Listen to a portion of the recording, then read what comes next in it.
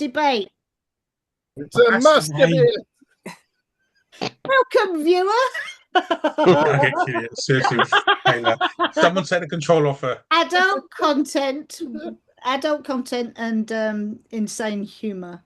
It is humor, just saying. Anyway, welcome. Forgotten what it's called. Welcome to Why Don't You Choose the Right Trainer? I think it's really important, and I think these things can be really important for people. I just wish we could give access to this information that you guys are all going to supply to people who really need it. But the trouble is they can't access it. They can't access the information they need. So there you go. I've started and finished it already, haven't I? All right. Thank you, everyone. Bye. Bye. Bye. We need a subject for next time, but the next one is the 25th of June at 6 p.m. ish. If you do want to come, we'll have to work out what we're doing. Right. Terry. Yeah. Showing your age now, Fiona. I am. Don't talk about showing my age. This time last year, somebody stood up on a tube and said, "Would you like my seat?" It's very insulting. Did they help you climb up onto it, or?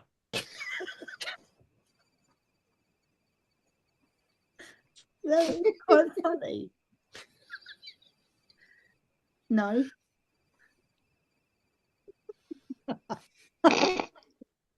No, I didn't. And then day before yesterday, I was in a supermarket talking to a lovely lady, and we were just chatting, and I said, "Oh, have a nice evening." She said, "Oh, I'm off tomorrow as well."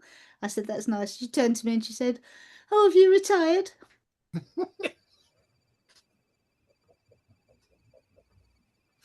No.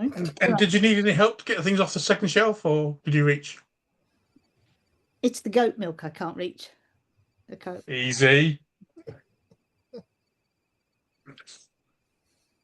Anyway, come on, Terry. Talk about the thing we're supposed to be talking about. You don't even remember what it is, do you? Of course I do.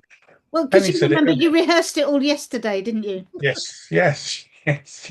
Moving on swiftly. What we're doing, finding the right trainer. Yeah, I'm not going to make the obvious comment about Nike or Reebok or anything like that. So I'm leaving that. And yeah, finding the right trainer. It's quite important, isn't it? Ian, over to you. The premise is a lot of people, well, you can only find the right trainer if you've got a choice. And depending on who you choose to be your training provider, you might not have a choice. It could be a lottery. Often, isn't it? Unfortunately. Just with some establishments, you don't actually speak to a trainer until you get in the car with your trainer. I think that is such a big problem, isn't it? Really, is that you don't know what you've got until you get there. And like Christmas, isn't it? I've just never ever done. I mean, all right, it's different. There's no big company involved, but for me, it's always been a case of I'm interviewing them just as much as they're interviewing me. So it's a case of, are you the kind of person that I want to potentially, at the moment, commit to spending the next 18 months with? So it's massive, and I think just to turn up on the day, and also, I mean, I'm assuming then that works then that it's not always going to be the same trainer. Is it works like that with the larger companies? I suppose I trained for the larger company. Was it always the same, or was it sometimes it was a different person showing up? I had the same trainer. Did you? Right. I had theory different, part 2 different, part 3, I believe, different. I think I had 5 different trainers, but that was 20, whatever, 98, 97, 98. I Instructor was the college. same. Sorry. Yeah. Huh? Instructor college. Hmm. Penny. Yeah. I did mine via an online trainer. Oh. I did have in-car sessions. It was the first online trainer or training company, I should say. Right. Would you have made the same choice from this position? It's not bad math. I would have preferred to have known who was training me. Just as Steve was saying, it's that not knowing who's going to be in the car with you. Yeah. And it's the same when you're training people. So I've done some training for them as well. And you don't know what you're going to get until they get in the car. So it's difficult for trainers as well as the trainees then. Yeah, there's often times you've got to de-escalate the situation. Yeah. Because you're not the first trainer. And you've got the last. Yeah, you've got various bits of baggage you've got to unpack and try and resolve. With nothing but your wits. Mm-hmm. And potentially an axe handle in the boot, but that's a different story.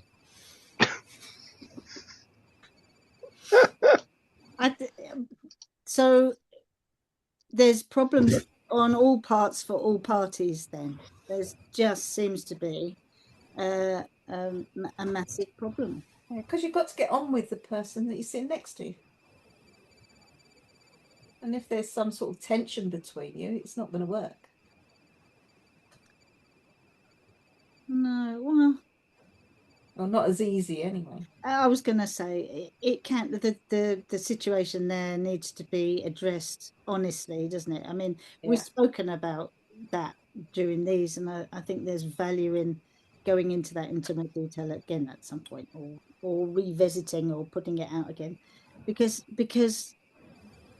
usually with the honesty you can find what's going on, but you need the honesty to be able to get there with that.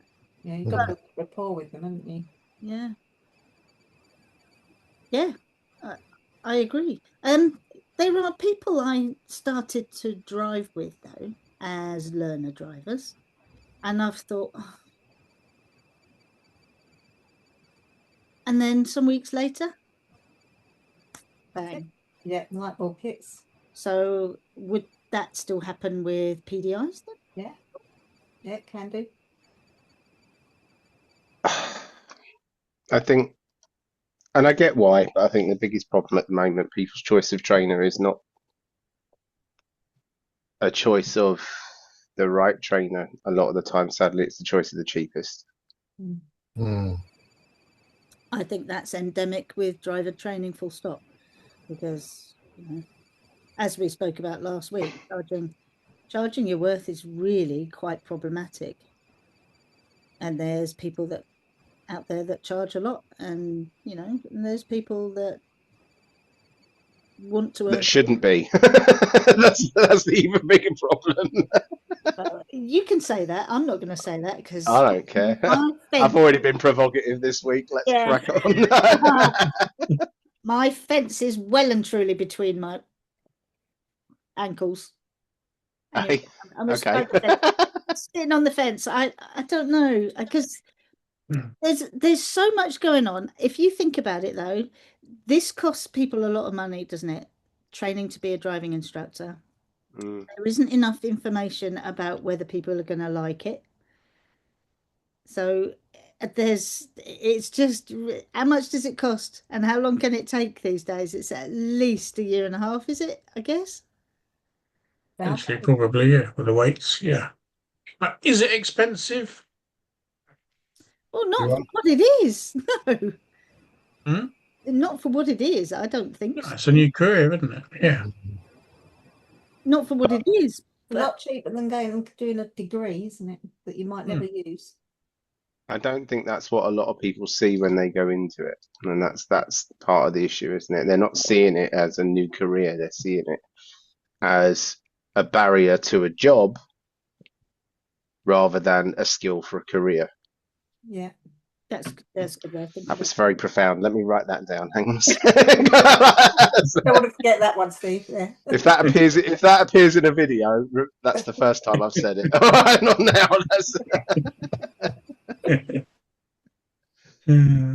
Well, because I was trying to just clarify pass rates. They're still quite low for especially part 3, isn't it? Is it? It's abysmally low, really. It is. I mean, I got better results and I didn't do any work at GCSEs. I got higher percentages for maths. Can we get the elephant out of the room about contracts? They just come in. What? So carry on. I prefer No glasses. longer elephant time. Because people just want to get started. They want that quick fix. They want income. It's at least a year. Some people are encouraged into contracts. Going up to like 3 years. Yeah. There's some horror stories of. See, whenever I've done PDI training, I've always drawn up a contract, but it's a training contract. It is nothing else. It's to say, this is what you expect from me. This is what I expect from you. After you've trained with me, the conversation we have next is whether or not you want to stick around. If you want to stick around, then we'll talk about another contract. If you want to go off and do it on your own, then there is no contract. Those two things do not need to be mutually exclusive. I've never seen it like that. Everybody else's business model is theirs, but I have never seen those two things as exclusive. I don't franchise somebody until they've qualified. Yeah, because otherwise they're going into it blind in the first. They're going into it not really knowing what they're signing up for. At least when you sign them up as either at part 3 stage or after part 3, they're like, I get this job now. I understand what this job means a little bit anyway. Because otherwise they're just signing a bit of paper and they don't really know what they're signing up for because they've never done the job. They're just like, oh, this sounds good. Let's do this. A lot of them, they have no idea what the job is, do they? They've never sat on a driving lesson. Yeah. Sorry, Fiona. I had somebody sitting on a driving lesson on Sunday. He actually sat in 2 lessons to see whether he liked it or not. That's before doing anything, before even applying to be a driving instructor. Very sensible. Yeah. Terry, do you do contract things, Ian? Like Steve, have an agreement for the training, but anything after that is separate. Yeah, absolutely. Ditto, as above. He's above you on my screen as well. Well, the other thing is you might not like them after 18 months, 2 years, 20, Exactly. 30 months. I've only ever had 2 driving. I was never really massively interested in starting a franchise anyway. It was never really high on my to-do list. And I've only ever had 2 people that sort of stuck around for a while. And I was they were the only ones I wanted to stick around because I'm very particular. I don't want them to be me. That's not why I try. I don't want them to go out and be, a little version of me out there. But I have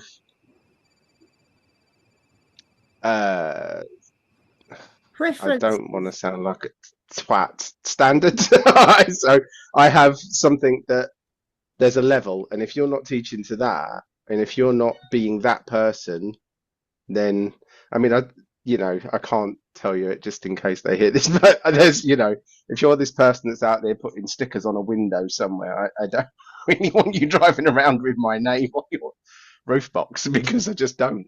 So I'm very particular about things like that. So, but the ones that are stuck around. Would matches be better?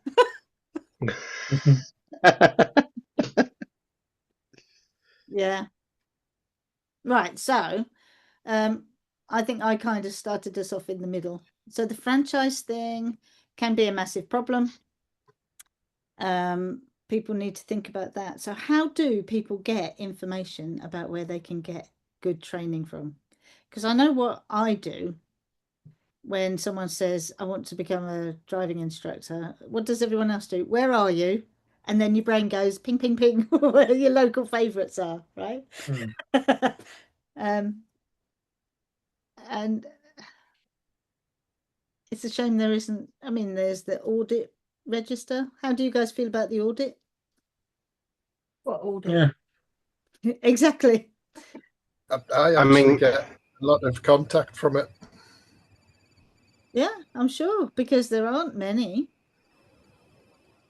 It's Yeah, I get quite a few of the initial contacts via I got your name off the audit register. Absolutely. There's only 500 of us on there in area or something. Very few. I don't know. Is there as many as 500? I don't know. Maybe 400 something, maybe something like that. I don't know, but it's. I mean, I've been on it quite a while, and over the years, it's more than paid for its. You know, I've got more out of it than I paid for it. I think the only problem with it now, I mean, I'm not going to say that. Forget it.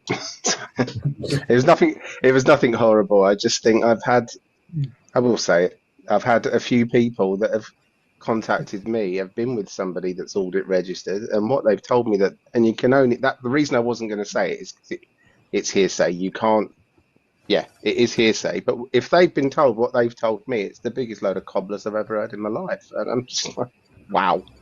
But again, as I commented on it, and it's very, very true, what's said and what's heard are two completely different things, I think. So who knows? So, but I think that's the way that most people do it, isn't it? Is start from there, look for on the audit register, or it is word of mouth. It is Facebook. Does anybody know any good trainers in wherever? I think that happens afterwards. People go to the .gov. The DVSA website, sorry, and then they take it from there. And the advice on there is seek audit. I think most people go to Google. Oh, of course, all the big schools come up, and that's why they end up with them. Because big is better. And also, there's also that word that probably goes at the start of it. Cheap. Which is, or, the lowest cost one that catches your eye, the glaring website, but the lowest cost that catches your eye, and that's, again, I get why people do it. I'm not having a go at people that do it because I completely understand why they're doing it. But the issue is is it ever going to really be right? I think the cost thing it's come up already, but I was talking to someone outside of our industry that was saying to me, but surely parents would want the best driving instructors and the driving instructor trainers, they would want the best. And I said, no, people just want the cheapest for their children. And she was really shocked because that's not what she would want for her own children. But she can't understand it. But if that's a cultural norm for cheap lessons and deals and all the rest of it, why would that change for driver training into becoming into the job? So sometimes we're stuck with a cultural norm that we can't do anything about. There will always be people who will choose just on price, and apparently it's about 20% of purchases are made purely on price. So those cheap providers are providing a service for a certain portion of the population. But it doesn't, that doesn't mean they're making good decisions, but it's just a decision they're making based purely on price because that's what they do. It doesn't mean it's not a place for, how do you say it, more comprehensive trainers, let's say. But if anyone's watching this and wanting some advice on finding a trainer, the best advice I'm going to give, and you four probably give other advice as well, is you have to meet your trainer first. Do not go in without meeting your trainer. And if they're saying you can't meet your trainer, ask why. Is it because they're 2 hours away? Or they don't know who they're going to give you yet? Don't do anything until you've met the trainer. You're going to spend a lot of time in a confined space with this person. You need to get a feel for them. So please meet the trainer first. Go for coffee. They'll buy them. They should buy you the coffee. Shh. Yeah. If you're going to Ian, he'll buy the whiskey. Don't worry. But that'll be that's the first step. Go meet your trainer, or you're going to potentially spending all this time with. I say go and meet several trainers. Don't just meet one. Mhm. Go and meet several. See what they can offer. And see what they're like. Do you get on with them? Exactly. And if someone's saying they can't meet them, I suggest you would look somewhere else. Because there's nothing wrong with meeting a trainer. There's no reason to hide the trainer from you. Absolutely. Well, I don't see how you can do the conversation and that sort of verbal contracting, not written stuff, that verbal. What do you need from each other? Exactly. Because people have, and I don't have an opinion either way, because some people might be drawn to a larger company because they figure you get more support from a larger company with other people, your peers. So there would be more people for you to communicate with. So that was a draw for me. I thought I was going to have like classmates, if you like. When I went to train at the instructor college, I felt like it's going to be a whole bunch of us that get on. We can share information. I found this, I found that, give each other tips. And so, no, you never meet the same people. It just wasn't like that, which I was sad about. However, with any driving school, it's always as good as the person that's training you, isn't it? You can't judge the school or a college or anything by one individual trainer. It has to be your one. So yeah, absolutely spot on. Got to go and meet them. I think maybe, as I said, this is different for me because obviously I think I more luck than judgment because I didn't really know what I was doing, but I think I just lucked out with the training that I did and who I did it with. And it was more luck than judgment. It was knowing a driving instructor second hand who was part of that franchise, who then arranged a meeting, and then it was more luck than anything else. But I'm very much aware of the fact that I think I had a lot easier time of it because of that than a lot of other people do. But that was luck on my part because I didn't know what I was looking for. Well, if I'd have known, I'd have been traveling a lot. I'd have gone down to her.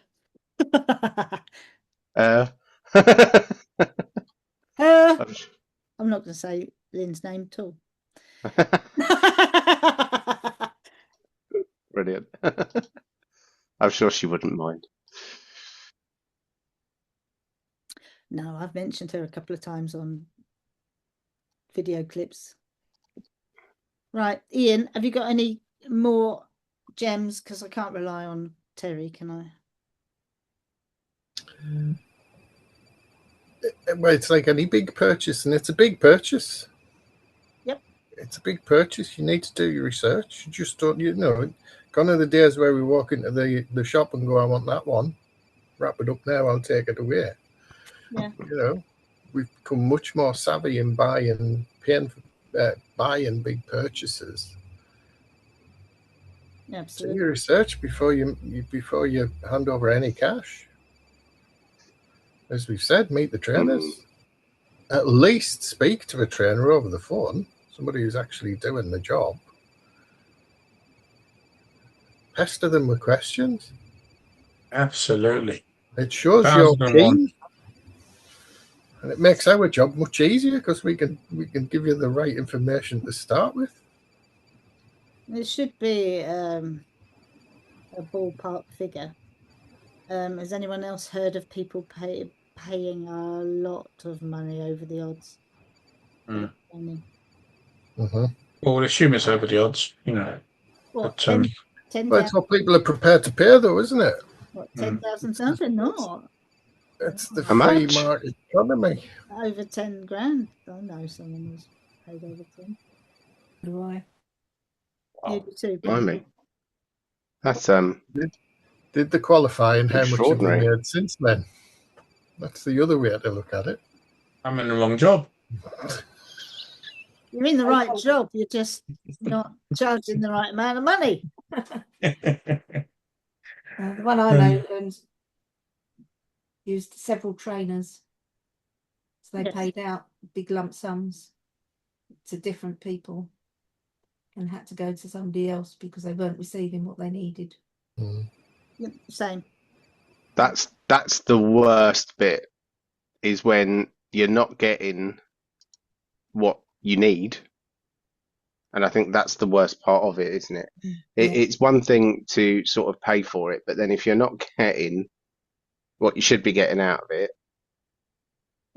that becomes that's just awful. Then that's just, you know. I think we all have heard of this happening so often. And then when you It's kind of a sorry. No, it's just when you're genuine and then you have to say, yeah, but I need to earn some money too, and you have to charge people. It's just, you know, it's heartbreaking in a way, because when people have got young families and they're trying to do that so they can work around their partner and the kids. So it can be really heartbreaking. Ian, that's what Ian said. You have to go and ask questions. Yeah. Get a list. If it's 100 questions, perfect.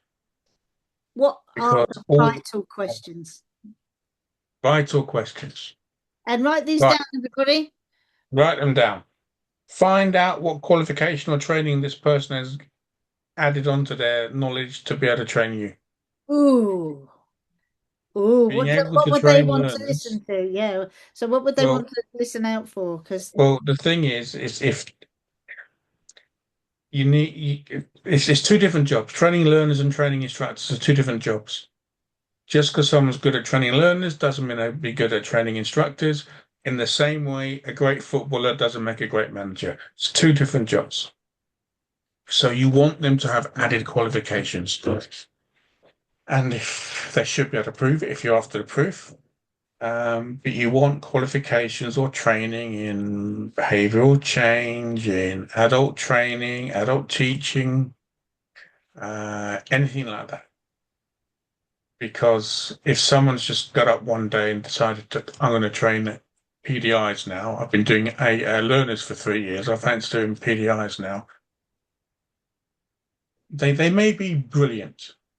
They may be a complete natural and really, really good at it, but they also probably will treat you the same way as they do a learner, but they have not received any training.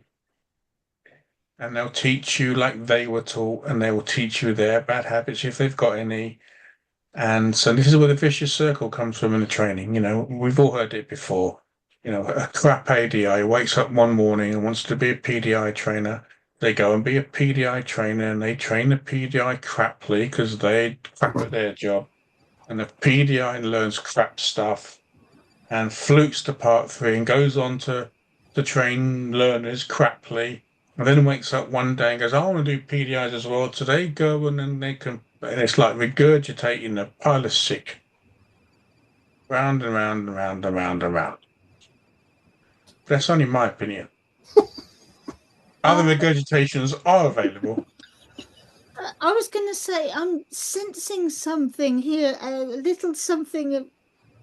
You feel quite strongly about this. Yeah, I'm really angry at it. But anyway, what are you going to do? Well, you do what you can. In your own little world, part of the world, you do what you can. So that's what I would. And you know what? Also, I don't train PDRs until I've met them, and I buy them a coffee, and I tell them to write all the questions down they want. And if they don't ask the questions about how hard the training is, how much effort and blood, I'll tell them. No one ever, and I'm stunned by it every time. No one ever says to me, "Why should I train with you?" Oh wow. No one ever asks that. And when at the end, when I say to them, "Sorry, Penny, what?" I've never had anybody ask that either. No, No. that would be the first question I would ask.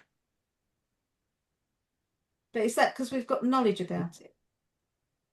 If I want to get better at golf, my first thought is, well, why should I go to this guy and not this guy? Guys in both sexes, I'm not saying guys in blokes.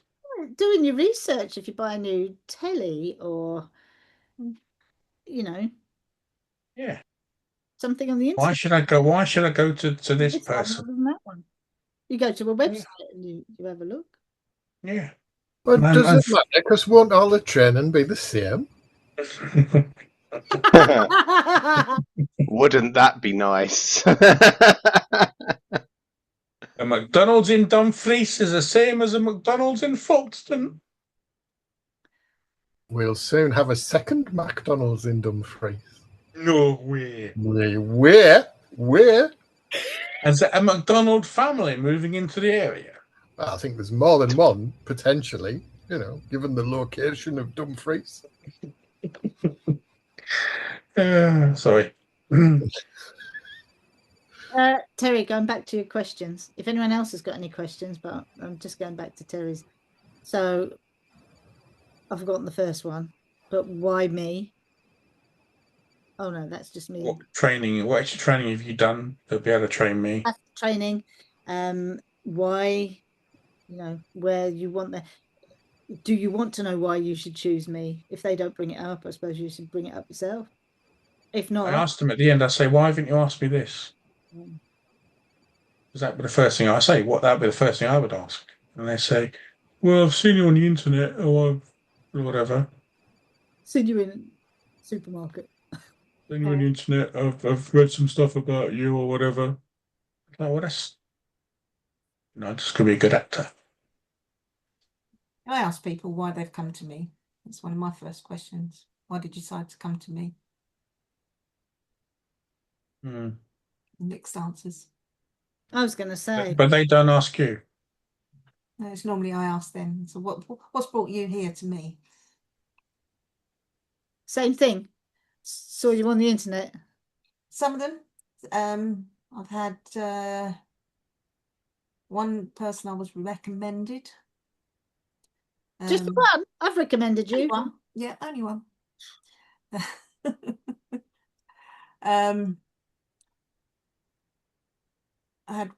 One of my franchisees come to me after doing his research, or through doing his research, and he's looking around, had spoken to some other quite large companies, and we've spoken to the salespeople, and then come to me, met him in person. He actually come to mine, into my office, and had a good chat. And he went away about a week later and he said, I want to train with you. I said, why? He said, because you're the only person that's actually wanted to meet me before asking for money. Yeah. So there you go. There you go. His face. That is just bonkers. It's the most bonkers thing I can think of. Yeah, it's awful.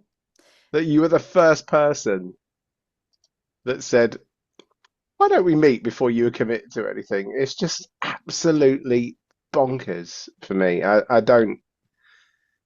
think, well, I was going to say, I think it's a good thing that I don't get it, to be honest with you. But doesn't match their business plan, Steve. So go on. Sorry. Sorry, just moving on. because a lot of people pay the whole lot up front. One of the reasons I wrote my book. Just a little plug there. I think you should. Penny's book. I haven't got a copy here, so I can't hold it up. Is it on audio? Not yet, no. Because that means I've got to read it. Penny, what's your book called? Sorry? Sorry, Ian. No, carry on. What's your book called, Penny? Give it a plug. Sorry, completely forgot about the book. Why haven't you got a copy? It's called Dare to Do It, Be a Driving Instructor. I haven't got a copy because I'm in my office, which is down the end of the garden. And they're all up in mine, ready in a box to go away with me. I wish I could read. Ian, what are you going to say? But I was going to say, there are various apps out there now that'll read them for you. Oh yeah, I've got that. I've got that. Thank you. But if it's not in their library, I have to photograph every page. Oh. Yeah, I paid for that. Paid for the year subscription before I found that bit out. Didn't somebody ask if my workbook was going to be audio, but it just wouldn't work as an audio book. There's too much writing involved. Steve, it was probably me, which is why I asked Penny as well. I have got intentions to do it, but it's the time that, because I don't think I'd want anybody else to read it and record. No, it. I'd want to do it. Needs to be read by the author, absolutely. Yeah, so I haven't really got time at the moment. Tell you what, you could just do a bit of practice. Just put it on, in Messenger. Just record a bit, and then you can listen to it. Yeah, and then I can listen to it, and then I'll give you feedback. So there is bits in there about finding a driving instructor trainer. What to look for, what questions to ask. Oh, I should have asked you about the questions then. I asked Terry. Penny's going to add some in. You need to get my book. No. I've already finished my training. I don't know how I got through it. Does anyone else? No. I really don't. I'm surprised my divorce didn't happen while I was training instead of after it, to be honest.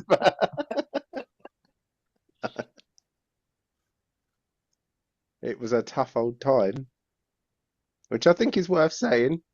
If anybody is listening, thinking of going into it, it's not easy. If anyone's telling you it is, then you're definitely with the wrong trainer if they are telling you it's easy. Absolutely, Steve.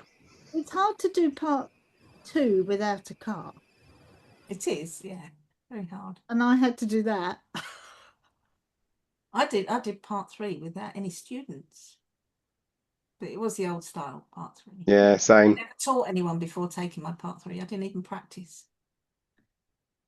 The first time I taught somebody was like a real pupil was on my first ever driving lesson. Up until that, it was PSTs. Yeah, horrible things. Still got PST, PTSD. I still have that. So. I don't know how I would have learnt the job without being on a pink. I totally don't get how you two did it. I didn't have a car. Didn't have a car until 3 months after I passed my test, part 3 test. Buy a car. It was necessity for me because I just couldn't.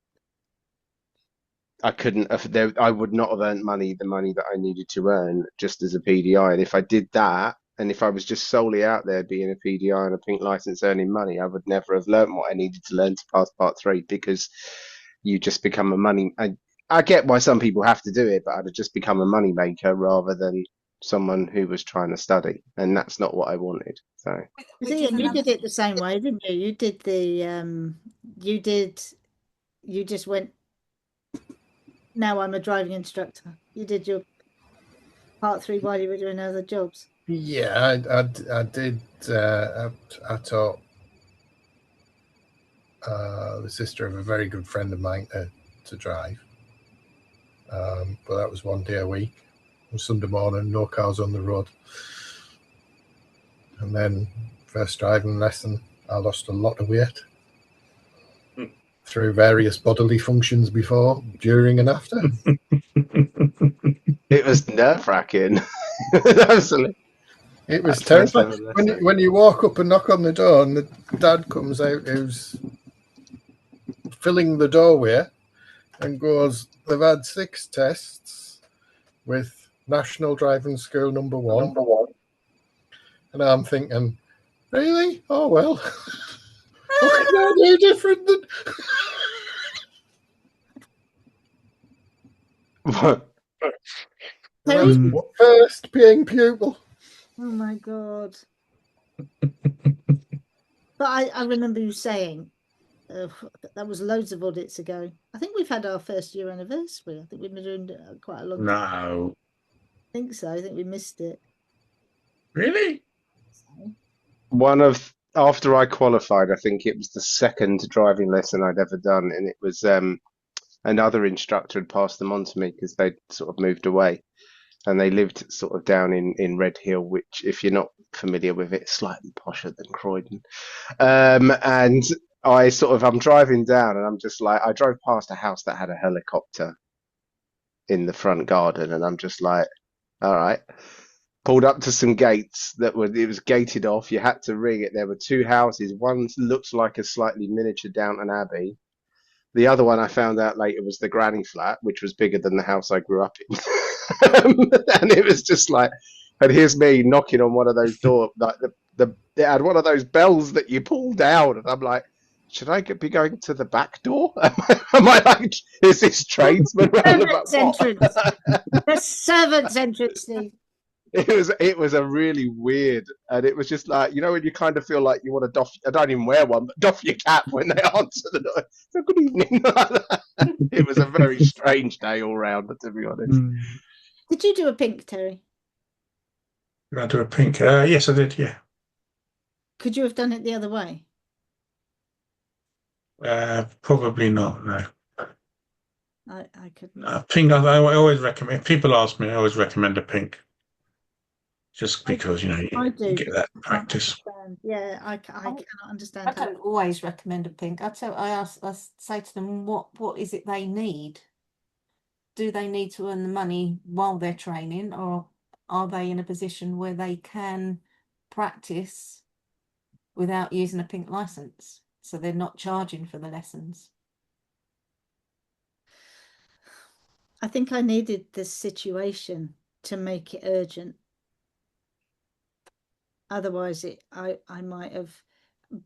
I was in a very weird situation because when I started, and I've said this a couple of times, local driving instructor, local franchise, and I approached him and I said, look, this is the thing. I've been off sick for 13 years and I need to get back into work. Can I have 2 hours a week, please? Yeah. Okay. And he gave me a chance. And I'm eternally grateful for that. I don't think many people would have done what he did for me. But I don't think I had the confidence to do what the rest of you have done just because of where I was coming into it. So it really makes a massive difference. I wouldn't have known either way. But you know, when you were sitting in the car with that role play thing, because that's all we had, and you're trying to tell somebody who knows how to drive and is training you what they should do with their feet, and it's just so artificial. I couldn't do it. Yeah, that's what I found. I found that really, really difficult, especially on the part 3. Yeah. Yeah, trying to teach somebody that you know is a hell of a better driver than you are. Yeah. How to drive, it just didn't work for my head. So it took me 3 attempts. Same. And I always say the same thing. I think the reason I could never because I just couldn't get my head around the artificialness of it. Yeah. Like, didn't matter how much I said slow down, you wouldn't do it until I said slow to a walking pace. And you know exactly what I meant. It's what you wanted to say, but you just couldn't do it. So,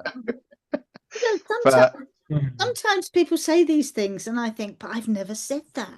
So it's a good job I didn't have that examiner. 3, same one, all 3. One of mine, I had the same one all the way throughout part 2 and all my part 3s. And on one of them, on the first one, it was sitting there, I was going through my BTS, as it did then. That sounds like a lady's condition. I presume you talk about something else. It's your training aid. Syndrome. Oh, all right, okay. Thank you. Whatever it's, yeah. And he said, I think we ought to go now. I think it's time to move on. So there's me thinking that he's doing it as the examiner. But no, he was doing it in role. Oh, So that didn't go down well. what? So you don't get that with students. Students are different. There's all those bits of things where if they brought PSTs back, that No, would just kill This what is- they've got now. this is where the changes need to happen. The changes need to happen throughout this. The whole setup is just ridiculous.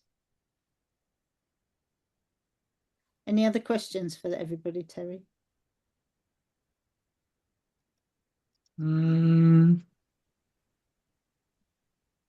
Yeah, ask your potential trainer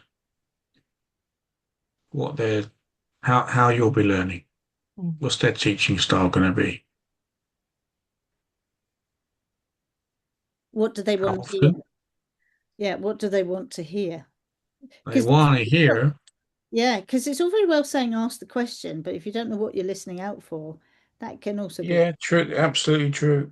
You want to hear that the trainer will work on your basis, on your terms. They won't treat you like they treated everybody else they've ever trained, and they'll work like alongside you, with you, not kind of what's the word I want? What's the word I want? At you, isn't it? It's not telling you what to do. Yeah, they won't be telling you. You will be in charge of the learning, not your trainer. I think it's the best way of saying it. So does that you want to hear? You also want to hear, would you be covering the GDE matrix? If they go, what's that? Thank you very much. Go find someone else. Oh, I heard today from a colleague that his new PDI had never heard of the driver and rider training standard. Never heard of it. Not at all. That's the other one. Will I be working towards national standards? It's not a question you asked. And the answer should be yes. And it's like, really? It's such a, I mean, that's something else you can read to me, Penny, and I'll keep it as a recording.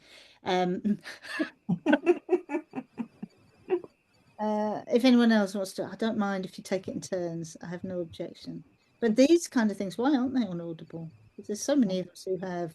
There's not enough on Audible, is there? Not in our industry. No. But Steve's books aren't on Audible. Neither are Ian's. Ian can't write. Well, that's what you need. That's why it should be an Audible. Exactly. I think another question that they should ask is what does the trainer expect from them?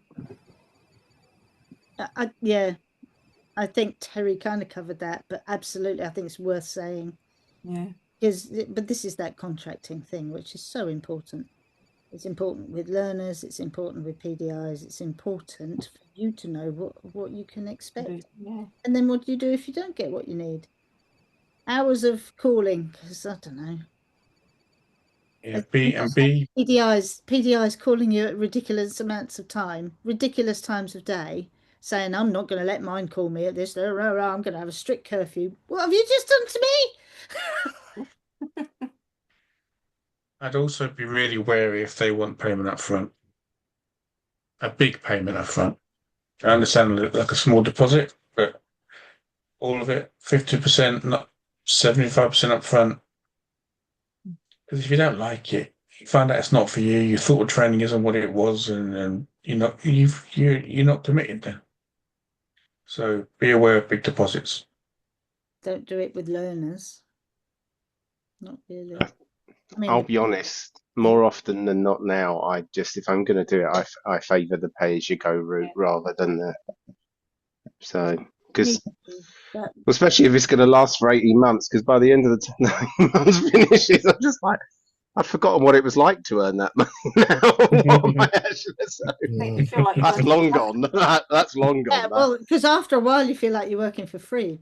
Yeah, Yeah. absolutely. Yeah. Yeah, no, I do pay it. No. Ian, pay as you go or up front? Pay as you go. Having money I haven't earned in the house scares me because I might spend it. Just want to point out before we go that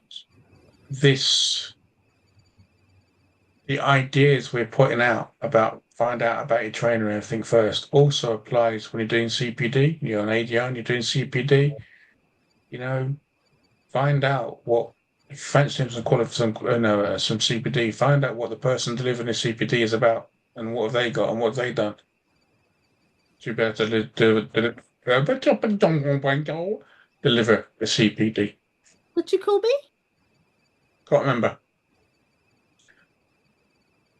Easy for you to say. I know that it wasn't Goliath. Yeah, he wasn't tall.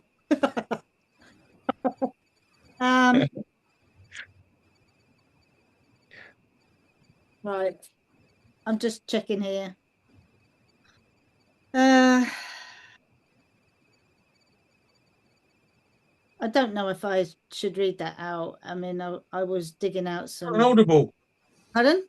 Put it on audible. It was, talking about an individual rather than a large franchise. Is that the book?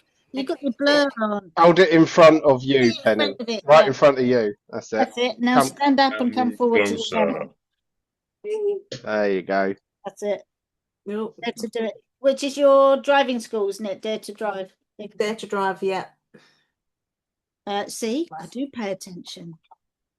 That twice in one day, I'll have somebody know. Well done, Fiona. Please, avoid contracts, people. Please avoid contracts. I was warned from that when I was training as a PDI, and there are some really horrible stories and court cases in the UK. And 20 or more driving instructors shouldn't have to take their franchisor to court. It's not right. It's really not right. People shouldn't have their houses taken away and those kind of threats. Good quality one-to-one training. You need to get on with your trainer. Ask the questions that Terry and Penny came up with, and do what Steve and Ian told you to do as well. Is everyone what open? That was already, but yeah. Anyone? So just say where you are in the country, so that anyone who wants to know where you are or whatever country you're in, Ian. If anyone wants to, is everyone okay for people to contact you individually if they want? Of course. Yes. Absolutely. So, Steve, where are you? Well, I know where you are, but say just so South London, but anything pretty much below that within the, I don't mind talking to people, Surrey, Kent sort of areas if it's helpful. That's fine. So south of the river generally, just not too much in either direction. Just down that way, yes. So there's getting training with you, but there's also if you want to talk to one of us individually and never. Telephone conversation. Yeah, absolutely. Anytime. Telephone, Zoom, whatever, we can sort something out. Not a problem. Brilliant. Thanks, Steve. Penny, where are you? I'm North Cambridgeshire. Just everywhere. West, Norfolk, East, Southeast Lincolnshire, right on the border. So, yeah. Mostly. Yeah, mostly. Yeah. Just mostly. Near Peterborough, between Peterborough and Kings Lynn. So look them up on the map and you'll find me. Brilliant. Hunt you down. Ian. Where am I? Daydreaming? Yeah. Lancashire, Cumbria, Northeast, and Dumfries and Galloway. Yeah. Far. Excellent. And same thing, can people just contact you if they want to do work? Absolutely. Reach out to people you know and trust. And or you could contact Terry. What? Hey, If no good trainers are available, there's chopping your He'll legs off find and there's one for chopping your you. legs off. No, Terry will find one for you. So, Terry, where are you? Tell everyone. oh dear. Hertfordshire is me. So yeah, Hertfordshire, North London, not far. Beds isn't far. Essex ain't that far either. So yeah, or Oi. this side of Essex anyway. Sorry, not Essex, not Essex. Sorry, not Essex. Definitely not Essex. Hertfordshire, Hertfordshire. No, no, do say the Essex. I just hadn't thought of you coming out this far. That's all. I never come out. Not allowed. Not allowed. Yeah. Still got that ankle bracelet. Right. Where are you, Fiona? I'm in Essex, but my other half's in Leicestershire. So, Either or. So it's either or. Either or. We will help. We will point you in the right direction. And there's. Oh, you sounded like the mouse on the mouse organ there. We will help you. We will fix it. Don't you start referencing my short height. My height.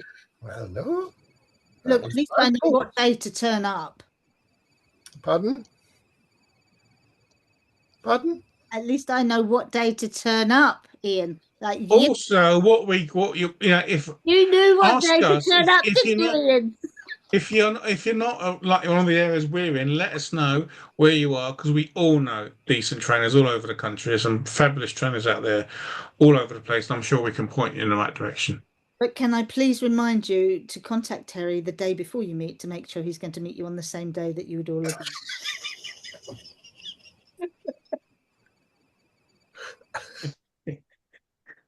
They both sounded the same. They both ended in day.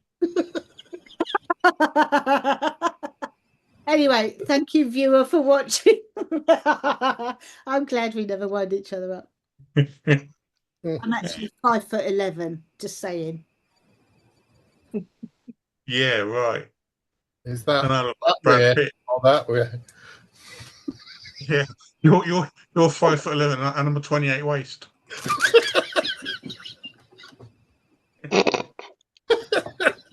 Really? Wow.